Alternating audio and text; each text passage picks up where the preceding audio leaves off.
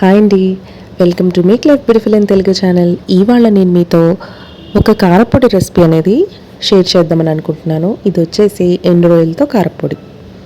అందుకోసం ముందుగా ఎండు రొయ్యలు అనేవి 1 కప్పు వరకు తీసుకున్నానండి. వీటిని ఒక బౌల్లో వేసుకుని గోరువెచ్చని నీళ్లు వేసుకుంటూ దీన్ని ఒక 3-4 సార్లు కడుక్కోవాల్సి ఉంటుందండి. ఎందుకంటే ఎండు రొయ్యల్లో మనకు కనిపించలేని ఇసుక, మట్టి అవి ఉంటాయి కదండి. ఎందుకంటే వాటిని నిల్వ చేయడానికి బాగా ఎండపెడతారు. సో ఇసుక అనేది ఉండిపోతుంది. దీన్ని తల తోకలు అనేవి తీసేసుకుని చక్కగా వేడి నీళ్ళలో వేసుకుని ఒక 3-4 సార్లు వాష్ చేసుకోవాల్సి ఉంటుందండి. గోరువెచ్చని నీళ్ళైనా పర్వాలేదు.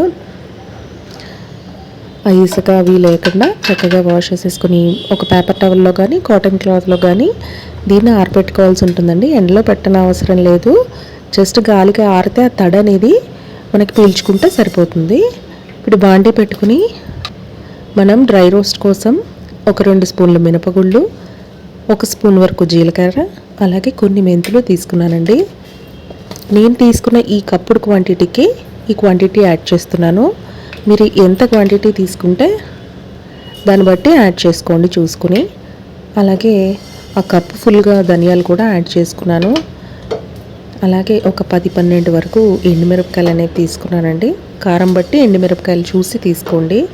అలాగే శుభ్రం చేసినటువంటి చింతపండు కూడా ఆ క్వాంటిటీకి సరిపడా వేసుకున్నాను. అలాగే కరివేపాకు కడిగేసి పక్కన ఆరబెట్టుకుని ఉన్న కరివేపాకును కూడా యాడ్ చేసుకున్నానండి. వీటిని బాగా వేయించుకున్న తర్వాత మిక్సీ జార్లోకి తీసుకుని పక్కన పెట్టేసుకోవాలి. కొంచెం చల్లగా అయిన తర్వాత అప్పుడు మిక్సీ పట్టుకుందామండి.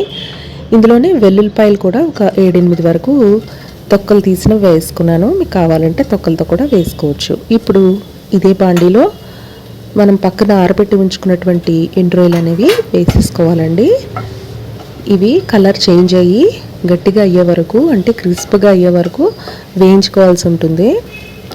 ఇదే మనం సేమ్ ప్రాసెస్ పొట్టు రొయ్యలు అని దొరుకుతాయండి. చిన్ని రొయ్యలతో రొయ్య పొట్టు దొరుకుతుంది. అలాగే తెల్లవి చిన్ని రొయ్యలు అనేవి దొరుకుతాయి. వాటితో కూడా సేమ్ ఇదే ప్రాసెస్లో చేసుకోవచ్చు. అలాగే ముందుగా మిక్సీ జార్లో తీసుకున్న దానిలో సాల్ట్ కూడా సరిపడా యాడ్ చేసుకుని ఒకసారి మిక్సీ పట్టేసుకోవాలండి. చక్కగా వేగిపోయిన రొయ్యలు అన్నిటినీ కూడా చల్లారిన తర్వాత మిక్సీ జార్లో వేసుకుని 2-3 పల్సుల వరకు దీన్ని మెత్తగా పౌడర్ చేసుకోవాల్సి ఉంటుందండి. మరీ మెత్తగా చేసుకోకర్లేదు, ఇలా చేసుకుంటే సరిపోతుందండి. తెలుసు కదా మన కారపొడి కన్సిస్టెన్సీ ఎలా రావాలో, అలా చేసుకుంటే సరిపోతుంది. వేడివేడి అన్నంలో నెయ్యి వేసుకుని ఈ కారపొడి వేసుకుని తింటే చాలా బాగుంటుందండి. నేను చేసే రెసిపీస్ కనుక మీకు నచ్చినట్టయితే లైక్ చేయండి, షేర్ చేయండి, అలాగే సబ్స్క్రైబ్ కూడా చేసుకోండి.